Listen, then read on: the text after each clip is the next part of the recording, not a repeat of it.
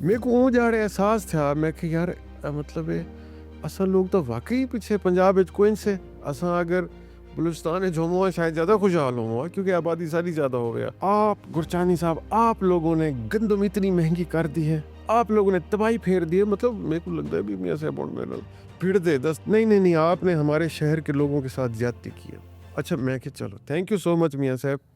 असां इन मतलब है तोड़े कोइन से राजनपुर डीजी खान लिया मुजफ्फरगढ़ इन मतलब है तोड़ा ਤੁਹਾਡਾ ਕਹਿਣਾ कोई नहीं एक मेहरबानी करो मैं कि ऐवान दे विच ये अल्फाज इस्तेमाल कर बड़ी यानी तू तकरार थी गई मेरी मियाँ साहब दे नाल। शहबाज शरीफ साहब आए राजनपुर फ्लड तू कोई 15 त्योहार पहले 2010 ਵਾਲੇ ਫਲੱਡ ਦੀ ਗੱਲ ਕਹਿੰਦੇ ਪਿਓ जी 2010 दी जुलाई है प्रॉबेबली जुलाई का महीना है। इतना लॉ एंड ऑर्डर की मीटिंग रखी गई कि जनाब सीएम साहब हमदे पैन और तमाम MPs MNs इनवाइटेड हैं, DC साहब और DPO साहब जी। मैं एक रूटीन है जो गप शप करें बैठे हैं। मेरे को तो गंदी आदत है कि मैं हर गाल विच अपना जी कमी कोताही गवर्नमेंट की तरफों थी भी मैं गणवाने मैं को खुशामद तो नहीं करनी ना भाई। सारी रिस्पॉन्सिबिलिटी ये तो नहीं कि असा MP मैंने बनते खुशामद बंद करूँ। सही है चुनाचा मैं उन्हें को आग दिते मैं कि मियाँ साहब एक शर्त मैं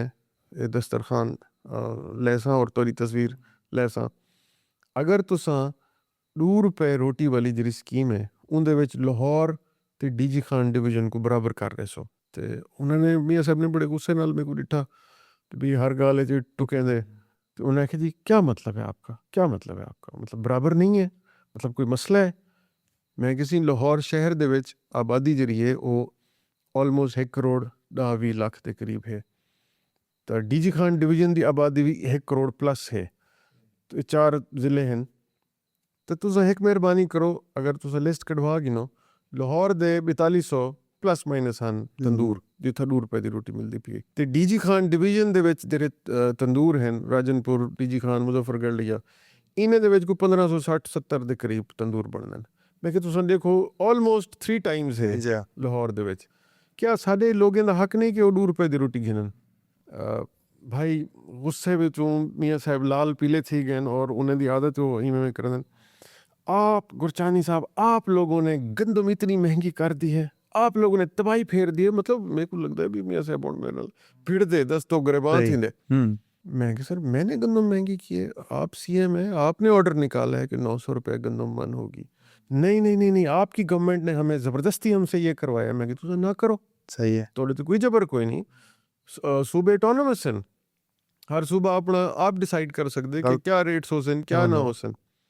नहीं आपने हमारे शहर के लोगों के साथ ज्यादती की है। अच्छा मैं कि चलो थैंक यू सो मच मियाँ साहब।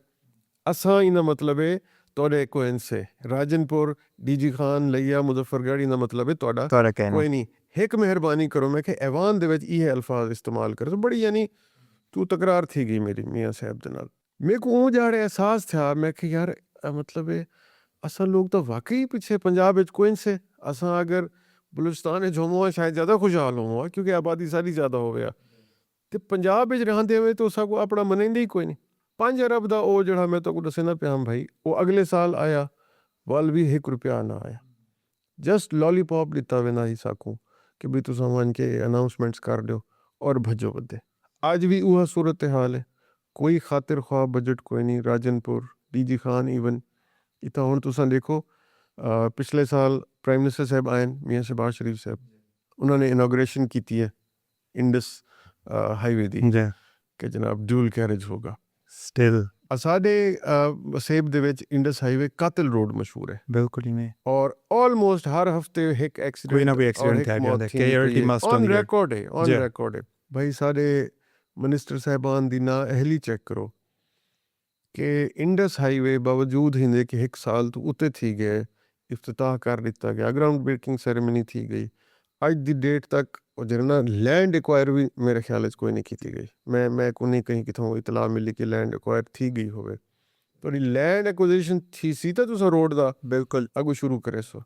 तो यूनिवर्सिटी की अनाउंसमेंट थी मुंह डिभार कि जनाब यूनिवर्सिटी आओ सी कोई रिकॉर्ड एक कागज़ पत्र भी नहीं चलिया उन चीज़ का कि भी अस यूनिवर्सिटी दे उत्ते कोई जरे ना अगू फर्दर कोई काम करेंदे पियूं या कोई चीज़ कोई ऐसा मनसूबा जरा अनाउंस था वो मैं को ग्राउंड दे उत्ते नहीं नज़र आंदा पिया। सारे वैसे दिन दरखास्त तौर ते और उन्हें बावजूद सारे नुमाइंदगान ਜਿਹੜੇ ਵੀ ਇਲੈਕਟ थे खड़न फॉर्म 47 ਦੇ ਉੱਤੇ ਸਿਲੈਕਟ ਬਲਕਿ थे खड़न ਉਹਨਾਂ ਦੀ ਭਲਾ ਵੀ ਜ਼ਰੂਰਤ ਕਹੀ ਨਹੀਂ ਕਿ ਉਹ ਬਣ ਕੇ ਆਖਣ ਕਿ ਮੀਆਂ ਸਾਹਿਬ ਤੁਸੀਂ ਇੰਡਸ ਹਾਈਵੇ ਦਾ ਗਰਾਊਂਡ ਬ੍ਰੇਕਿੰਗ ਕਰ ਰਹੇ ਹੋ, ਮਿਹਰਬਾਨੀ ਕਰੋ ਚਲੋ ਪ੍ਰੋਸੈਸ ਤੇ ਸ਼ੁਰੂ ਕਰਾਓ। ਸਭ ਕੁਝ ਕੂੜ ਤੇ ਚੱਲਦਾ ਪਿਆ, ਕੋਈ ਇੱਕ ਚੀਜ਼ ਐਸੀ ਕਹਿਣੀ ਜਿਹੜੀ ਔਨ ਗਰਾਊਂਡ ਆਖਣ ਹਾਂ ਅਸਾਂ ਬਾਕੀ ਕਰਾਂਦੇ ਪਏ।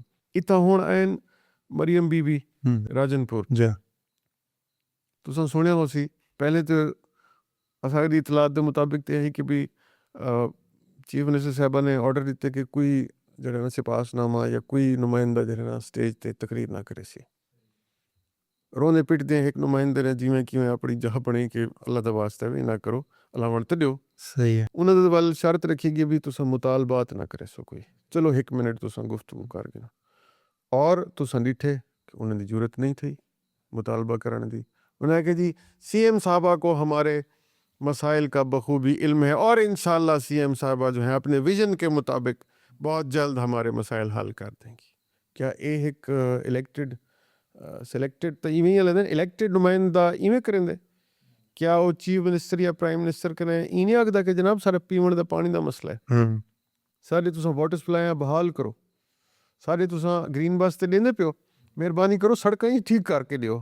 ਗ੍ਰੀਨ ਬੱਸ ਅਗਰ ਚੱਲ ਸੀ ਤਾਂ ਧੱਕੇ ਤਾਂ ਨਾ ਖਾਵੇ ਨਾ ਹਵਾ, ਸੜਕਾਂ ਬਿਹਤਰ ਕਰੋ ਸਾਰੇ ਵਾਸਤੇ। ਤੁਸੀਂ ਸਕੂਲ ਦੇ ਰਹੇ ਨਾ ਸਾਰੇ 2 ਹਫ਼ਤਾ ਦਾ ਅਨਫੋਰਚੂਨੇਟਲੀ ਸਕੂਲ ਵੀ ਤੋਰੇ ਨੀਲਾਮ ਥੀਂਦੇ ਪਏ। ਮੈਂ ਤਾਂ ਇਵੇਂ ਸੁਣਿਆ ਆਈ ਡੋਂਟ ਨੋ ਸਹੀ ਹੈ ਜਾਂ ਗਲਤ ਹੈ। ਹਸਪੀਟਲ ਸਕੂਲ ਸਭ ਬੋਧਨ ਗਵਰਨਮੈਂਟ ਵਿਚੇਂਦੀ ਪਈ ਹੈ ਜੀ ਭਾਈ। ਕਿਆ ਇੱਥਾਂ ਪ੍ਰਾਈਵੇਟ ਸਕੂਲ ਦੇ ਵਿੱਚ ਗਰੀਬ ਆਵਾਮ ਪੜ੍ਹਨ ਦੀ ਸਕਤ ਰੱਖਦੀ ਹੈ? नो, आवाम कने इतनी सख्त कोई नहीं। गुरबत है, ज़मीना बर बयाबान हैं। तुसा हुण सारे वसे बिच आए हो सो डिटा हो से बिल्कुल मीरांपुर तो अगों भाई कोई तो आबादी नज़र आई है? कोई ना, कोई आबादी कोई नहीं। सारे रोद को यहाँ बर्बाद थे हालात हैं, कोई फंड कोई नहीं। अच्छा इतना डैम मैं प्रपोज किया सही प्राइम मिनिस्टर गिलानी साहब को 2011-12 की गल है। जिस वेले मैं डिठे कि पंजाब गवर्नमेंट सा कोई रिस्पॉन्स नहीं देंदी पई, मैं कहूँ वालिद साहब नाल डिस्कशन के दौरान साकू ये ख्याल आया कि असां क्यों ना अपना डैम एक कोशिश करके बना के नूं चलो साढ़े नहर का कोई सोर्स इत्थों बन होए सी, पानी दी गुजरगाह अच्छी एक बन सी, ज़मीन आबाद थी सन, ऑटोमैटिकली इकनॉमिक एक साइकिल चल पो सी और उनकी वजह कने कुछ ना कुछ बेहतरी हो सी। बट वो प्रपोजल तो बनी, उनके उत्ते सर्वे भी था और उनकी जी PC1 जो आखदन को भी ऑलमोस्ट बन गई कंप्लीट। बट वो गवर्नमेंट खत्म थी गई, वो 1-2 साल का टाइम है। उस तो बाद वो PC1 एज इट इज़ रख दिता गया। उनके कोई काम नहीं था अज की डेट तक, सिर्फ गल ही करेंगे रहे मतलब जी मुरुंज डैम बनाएंगे, मुरुंज डैम बनाएंगे, लेकिन अजन तक वो भी एज इट इज़ पे था। जस्ट लोगों को सिर्फ उम्मीद है। जी जी जी भाई, जी भाई। तो मैं समझदा कि जब तक लोग अपना नुमाइंदा भाई सही ना चुन सन, कोशिश करें नुमाइंदा सही चुनने की, शायद अगू कोई बेहतरी आवे। अदरवाइज जे नुमाइंदगान हों नुमाइंदगी करें देखने वसेब दी, इन तिलों में तेल नहीं है भाई।